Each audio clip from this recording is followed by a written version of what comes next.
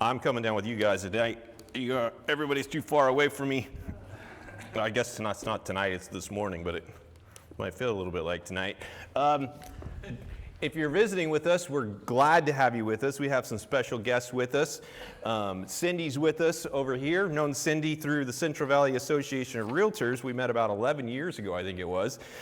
She's a member now over at the Davis Park Church of Christ. She was in town giving some information about Agape Villages. You're on the board, right, of Agape?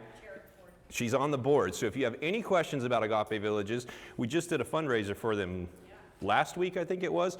So glad to have her with us here today. We have a few other guests with us. Okay, we got a lot of preliminary stuff. And James, I know I just totally threw him off because I moved down here. And so he's in panic mode getting the camera set up. So I'm stalling a little bit here. And while I'm stalling, everybody give James a round of applause. He does such great work for us. He sits in the back, nobody sees him, but none of this stuff happens without him and Brian there in the back, so we really appreciate everything that they do. When you came in this morning, you should have received 3 things. So this was like one of those busy ones. Thank you so much to our Young Professionals class, our Common Grounds group. They help me out every week in my madness to pass this stuff out. So I just want to make sure everybody got it. If you didn't get any, I think I saw Adam running around with extras, okay? So you should have got a brick. If you didn't get a brick, raise your hand. Adam will bring you a brick.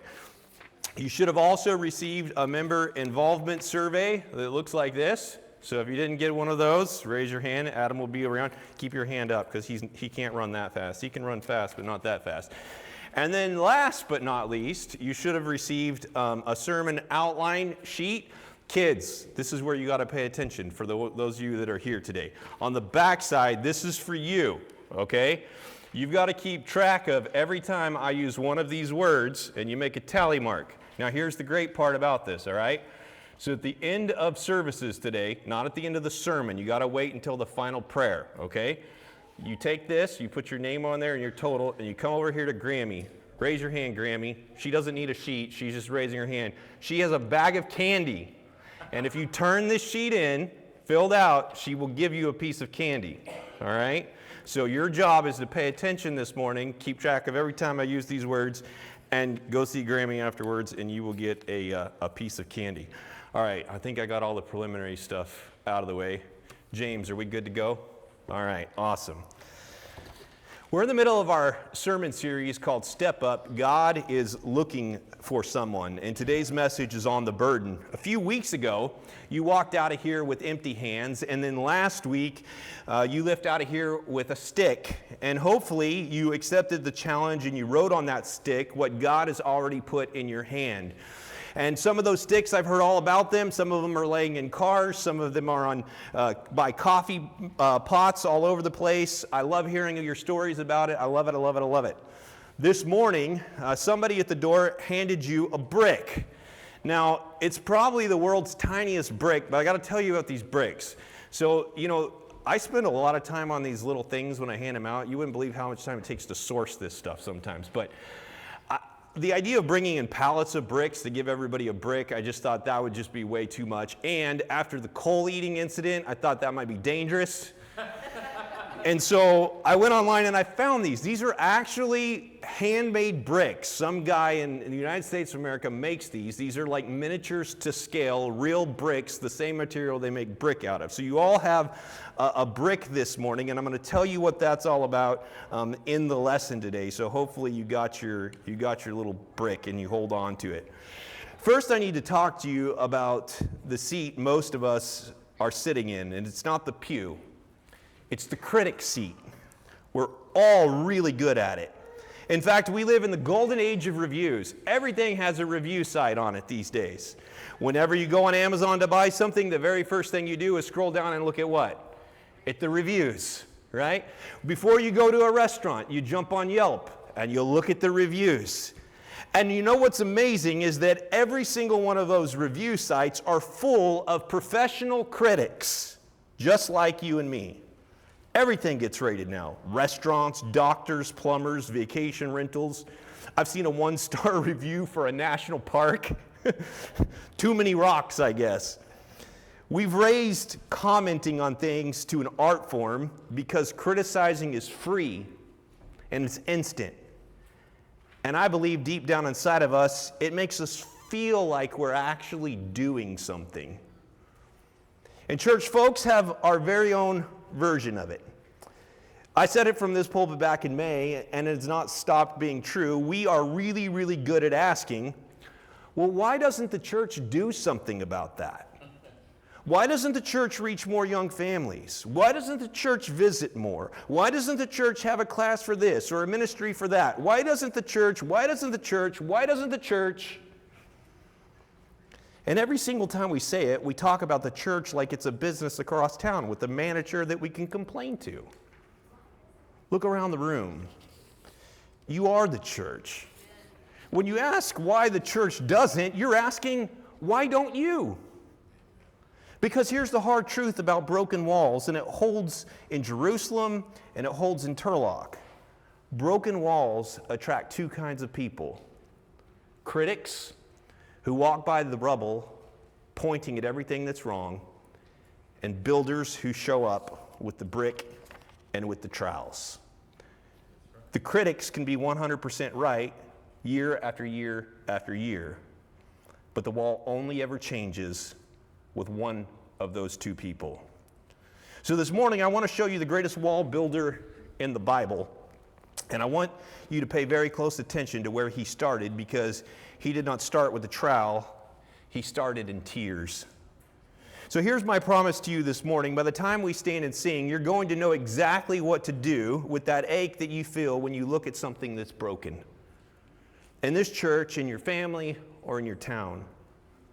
That ache has a name and it has a purpose, and most Christians waste it their whole lives.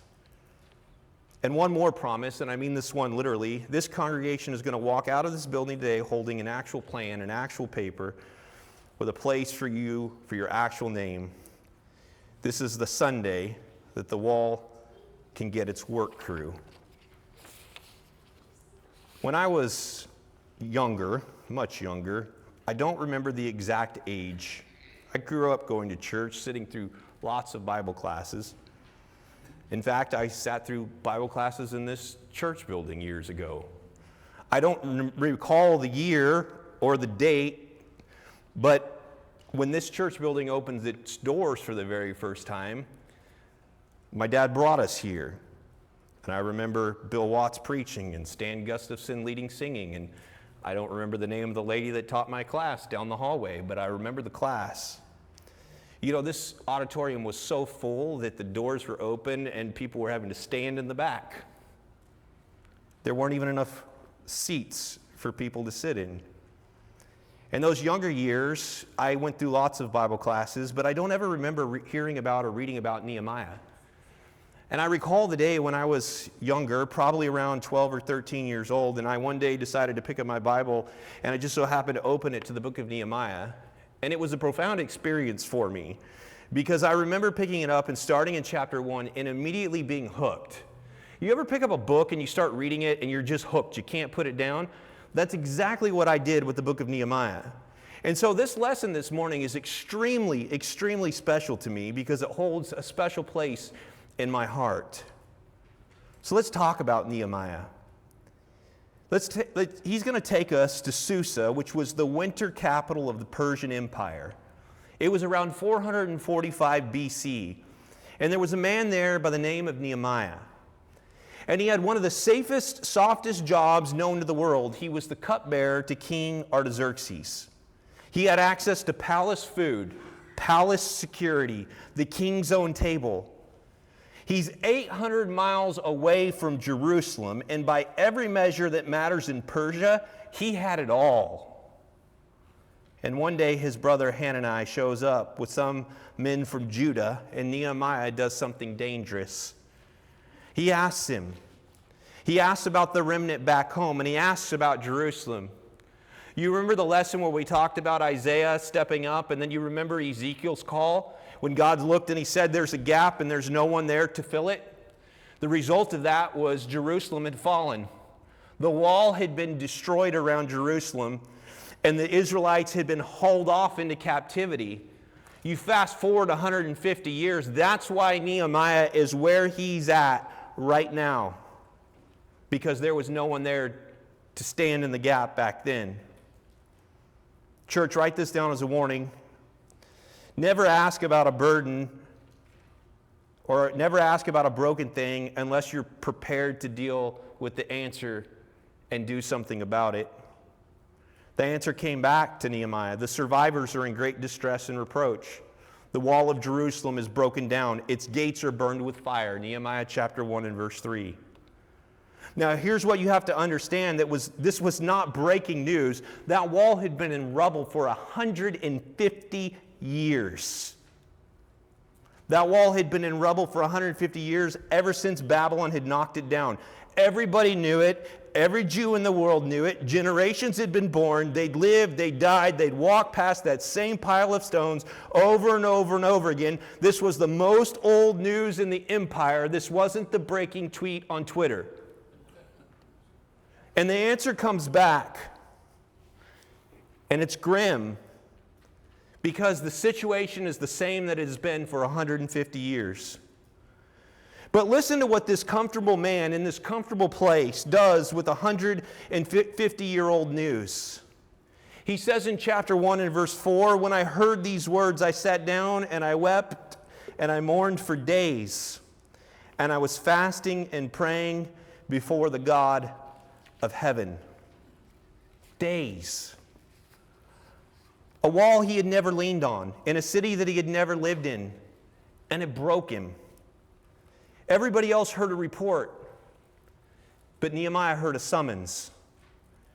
And church, don't you dare read that as weakness. That is the birthplace of every great work that God has ever done through a human being. That's right. Before Nehemiah ever touched a stone, the stone touched him. Here's the principle, and some of you need to hear this morning. God breaks your heart where he wants your hands. That ache you carry about a specific broken thing, that one that won't leave you alone at night, that's not a burden to get over. That's an address. The burden you can't shake is the assignment that you just haven't started yet. Now here's a detail your Bible hides in the month's names, and it's one of my favorite things in this book. It says the report arrives in chapter 1, verse 1, in the month of Chislev. Now Nehemiah doesn't say a single word to the king. He doesn't say a single word to the king until the month of Nisan in Nehemiah chapter 2 and verse 1. Now if you were to get out your Hebrew calendar and start counting, that's 4 months later. 4 months of weeping, 4 months of fasting, 4 months of praying. And you can read the prayer in chapter 1. And as we're about to find out, 4 months of planning. Because when his moment finally comes, watch how ready he is.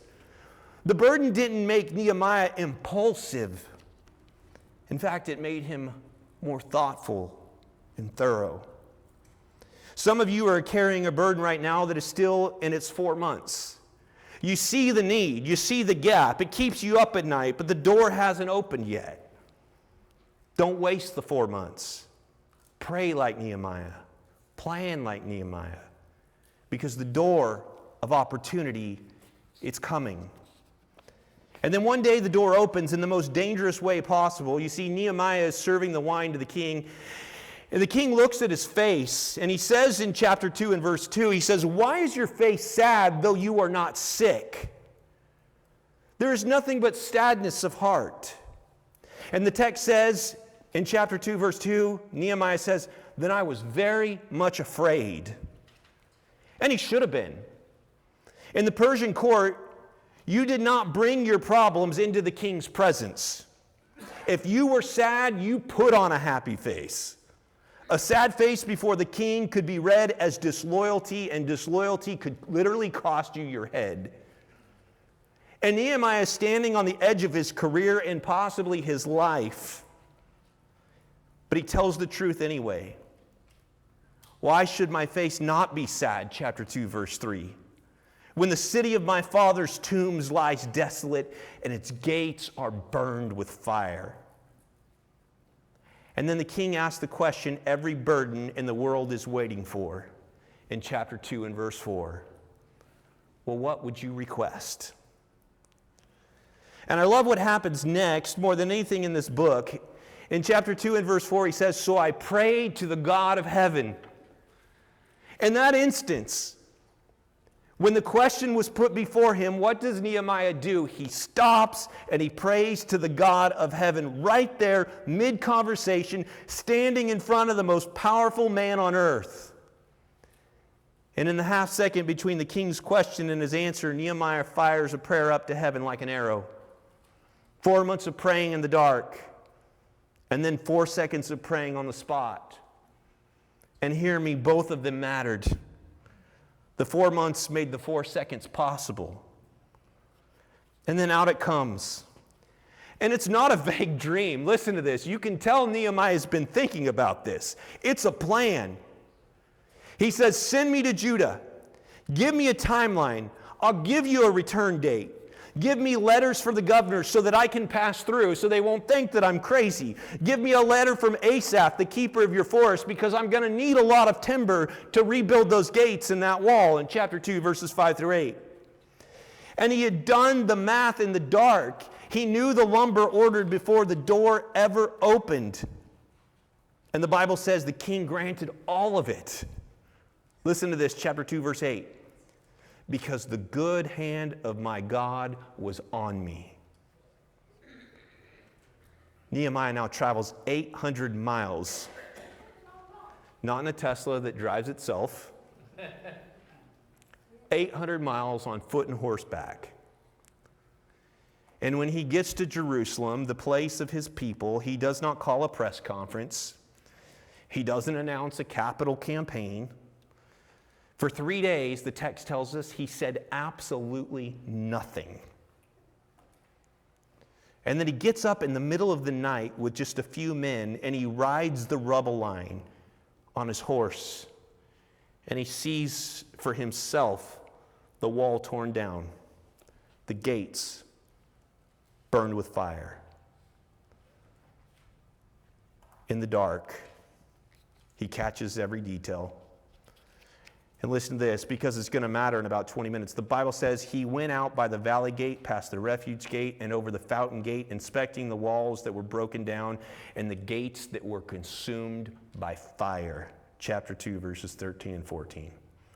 He took the true measure of the ruin, gate by gate by gate. He wasn't going to look past it. He was taking in the reality of the situation.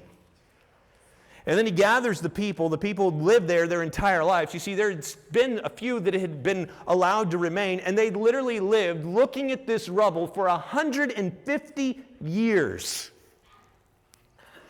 He gathers the people who had lived there their entire lives, and he says, chapter 2, verse 17, "You see the bad situation that we're in. The Jerusalem is desolate, and its gates are burned by fire. Now come, let us rebuild the wall of Jerusalem so that we will no longer be a reproach." And he tells him how the hand of his God had been favorable to him and what the king had said to him. And now I want you to listen to the next sentence like you've never heard it before, because here's the miracle of this entire book. Chapter 2, verse 18. "Then they said, 'Let us arise and build.' So they put their hands to the good work." Do you see who's talking there? It's not Nehemiah. It's them. The very people who'd walked past that wall their whole life saying somebody should really do something about that, suddenly are the ones saying, "Let us." One man carried a burden well for 4 months and 800 miles, and it became everybody's sentence. That's what a burden does when you carry it instead of complaining about it. It's contagious. And of course, as can be predicted, anytime you start a good work in chapter 2 and verse 20, the mockers showed up. They always show up. Complainers are on speed dial. You don't have to even call them. They just show up before you call. Sanballat and Tobiah, they showed up and they started laughing at the work. Nehemiah answered them with the whole theology of this whole series in one breath. He said in chapter 2, verse 20, "The God of heaven will give us success Therefore, we, his servants, will arise and build. Now, if I told you that Nehemiah chapter 3 is one of the most thrilling chapters in the Bible, you'd probably want to check my temperature. Because Nehemiah chapter 3 is a list. It's like one of those things you typically skip over, like the entire book of Numbers, right? Or chapter 1 of Matthew, so-and-so begot so-and-so begot so-and-so, and we just skip down, right? You'd be tempted to do that with chapter 3, but really the beauty of the whole book really is found in chapter 3. Because when you go through chapter 3 and that list, it's 32 verses of names and job assignments. And it reads like a sign-up sheet because that's exactly what it was. But read the list, church, in chapter 3, verse 1. Eliashib, the high priest, arose with his brothers, the priests, and they built the sheep gate. The high priest laying stone. And then the drum beat starts.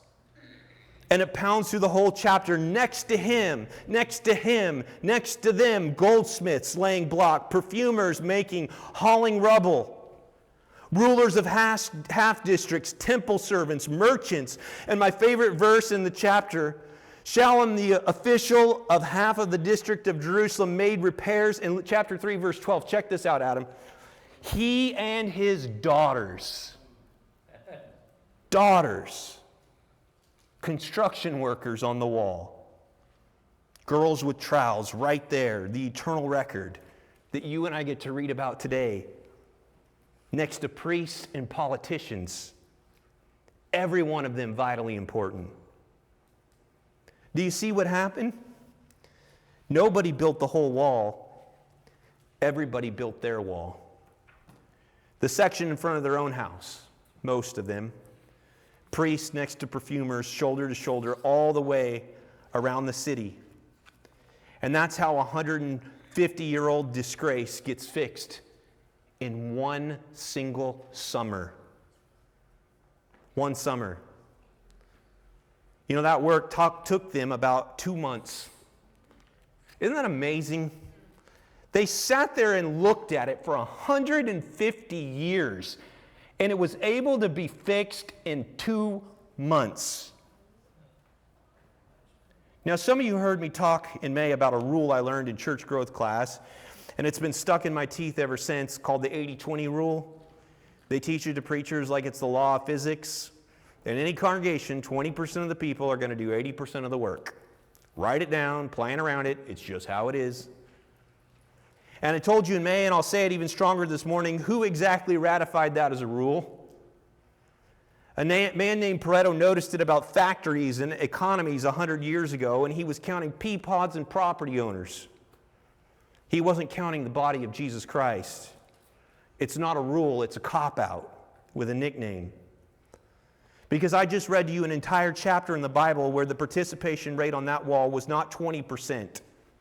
It was 100%. The high priest was on the wall. The perfume makers were on the wall. Somebody's daughters were on the wall. And church, I did the math for Turlock, and if we flip that so-called rule on its head, if 80% of this congregation grabbed a section instead of 20, we would not improve our output a tiny bit. We would quadruple it. 4 times the teaching, the visiting, the inviting, the serving, the same people sitting in these same pews right now, 4 times the work. So here's my dream. The next time some guest speaker shows up, and inevitably they're going to say, now, you know, folks, only 20% of the people do 80% of the work here. I want this church to be able to smile really big and say, maybe where you come from, buddy. But around here, we broke the 80-20 rule in favor of the golden rule. So here's the sentence to take home this week, and it's got some edge on it, so brace yourself. Broken walls don't need critics, they need builders. Think about it. The wall around Jerusalem had 150 years of accurate critics. Every one of them was right. The wall was a disgrace, an embarrassment. Good eye, congratulations, all accurate. All their commentary, every one of the reviews Rebuilt exactly 100%, nothing. Then one man showed up who refused to leave it broken. And 52 days later, there was a wall. Church, I say this with love. Your accuracy about what's wrong with things is not a spiritual gift. Broken walls don't need critics. They need builders. So grab that brick. Hold it up where I can see it. We're going to learn this week's words. And there are the three moves of this entire morning. Ready? Nehemiah saw it. He asked a question and he let the answer break his heart. And after Nehemiah saw it, he owned it. My city, my wall, my problem. 800 miles away or not. And then Nehemiah built it. So this week, when I say see it, I want you to look at this brick and I want you to remember these words. Own it. Build it. 3 words. Ready? Let's practice them together. Ready? See it. Own it. Build it. Let's try it one more time. Ready? See it. Own it. Build it. Every time you see that little brick laying around, I want you to remember those 3 things. See it, own it, build it. Yes. I'm taking you with me everywhere I go. You're my amen section. Now look at that other piece of paper that you've got handed this morning, because this is the plan I promised you. It's called the wall. Now check this out. You probably saw this sheet, and this is irony of ironies, okay? So when I handed this out the first time, you want to know the percentage of these that we got back? Anybody want to take a wild guess? 20%. Almost on the button, right, Janet? 20%.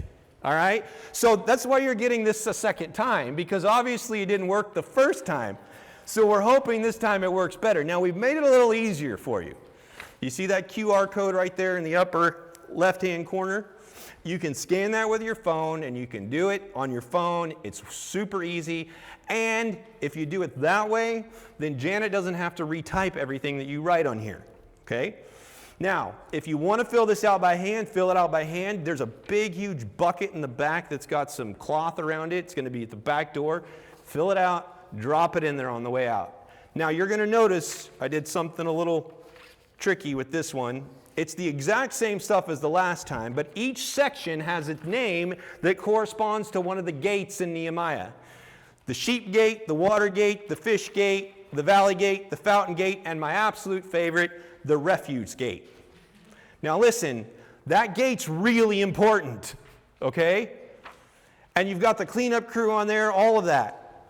So I want to encourage you, before you leave here today, to fill that out and to drop it in the bucket or to do it on your phone.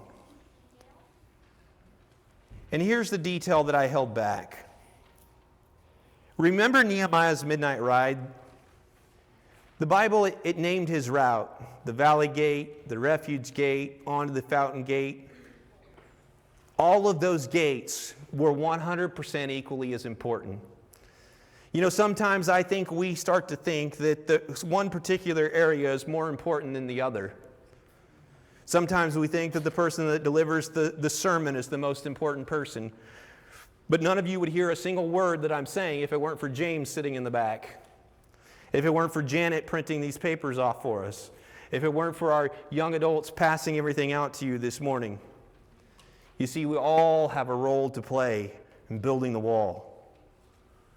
So here's what I'm asking of every one of you that's a member here today, is to fill that out and to turn it in, to find your section. And you already know where to look, don't you? Because you've been carrying that map for 3 weeks, the gap you named, the tool you wrote on the stick. Find the gate where your gap and your tool meet and write your name on it. Like Shallum, like his daughters, like the goldsmiths and the perfume makers. Next to him and next to him and next to her. Then set that brick right by that stick there by your coffee pot, and on your way out of the building this morning, when you see that box, drop your paper in it. That's it. No line, no announcement, no spotlight, just a name standing next to another, working on the wall. Understand what's actually happening when the paper leaves your hands. We are writing this church's own chapter 3. 100 years from now, let somebody find the list of names that helped rebuild the wall in Turlock, California. And will your name be found on it? Because the wall in Jerusalem, in chapter 6 and verse 15, so the wall was completed on the 25th of the month of Elul in 52 days. 52 days. Church, after 140 years, how? Chapter 4, verse 6 is the answer. For the people had a mind to work. And when the enemies of God saw it, I love this, chapter 6, verse 16, they recognized that this work had not been accomplished by them. No, they recognized that this work had been accomplished with the help of our God. See it, own it, build it. Before we stand and sing, let me show you where this story was always pointing. Because there's a broken wall older than Jerusalem's. The ruin between a holy God and people like you and me. Every human being's wall is broken. Every gate is burned. And heaven had every right to stand at a distance and to criticize the damage. Because heaven's critique would have been perfectly accurate.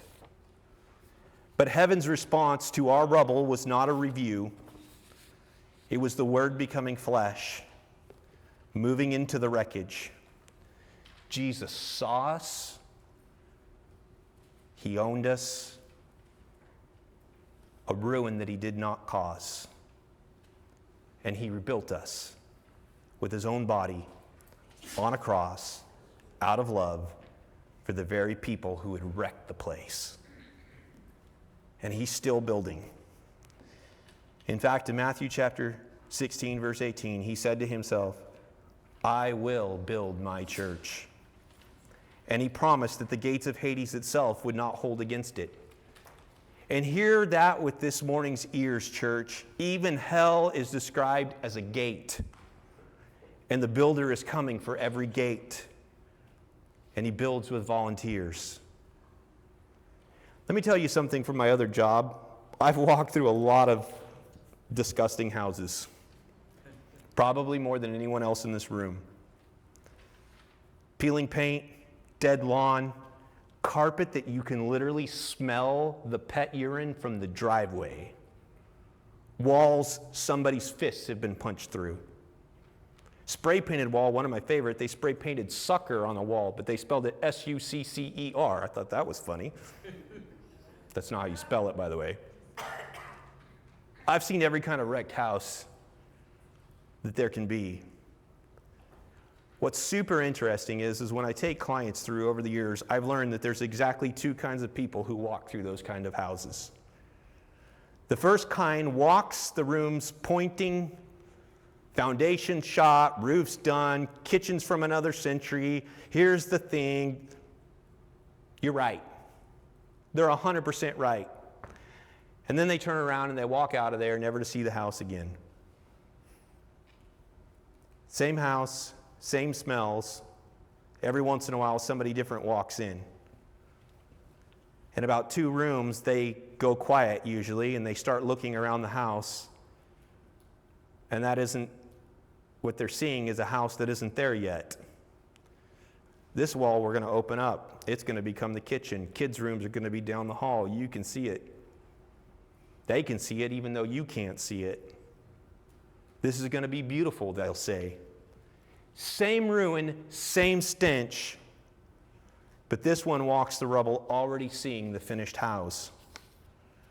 That's what Nehemiah was doing on that midnight ride, church. And that's exactly what Jesus Christ does walking through a ruined life. He doesn't walk room by room pointing out what's wrong. He walks your ruin, describing what it's going to be like after. He sees the finished house in you. He always has. You know the question by now, and you know the answer. God's looking at a broken wall this morning, and he's looking at this room, and he's asking what he's always asked: whom shall I send? And who will go for us? Say it with me. Here am I, send me. And somebody in this room has a wall down that's a lot closer than Jerusalem. It's not the church's wall, it's yours. Your own life is in ruin. You keep leaving that bad review to yourself. The broken places, the burned gates, the disgrace you know by heart because you walk the rubble line every night in the dark alone taking inventory. Hear me, you cannot rebuild that wall.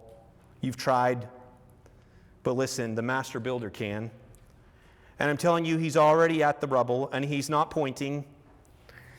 He owns walls he did not break. That's the whole gospel in one sentence. And the rebuilding begins in the water, where the old man is buried with Christ, and something brand new comes up out of that grave in its place. 52 days shocked Jerusalem's enemies. He can do it to you this morning in 52 seconds. So when we stand and sing in just a moment, it's time to let the master builder start on the wall of you. You can come, be buried with him, be raised new. And if you are already his, but you've spent years in the critic seat reviewing what you were called to rebuild, then this morning is for you too. I'm talking to you. Stop being Sanballat and Tobiah. They were the enemies of God, criticizing the work instead of picking up a brick and a trowel. Some of us this morning need to seriously think about that and repent. This is an opportunity for you too to come. One of our elders will be standing right here in the front, and you don't have to say a single word about how long the wall's been down or what's wrong with it. All you have to do is come and arise and say, I need to build. See it, own it, build it. Here am I, send me. Won't you come while we stand and while we sing?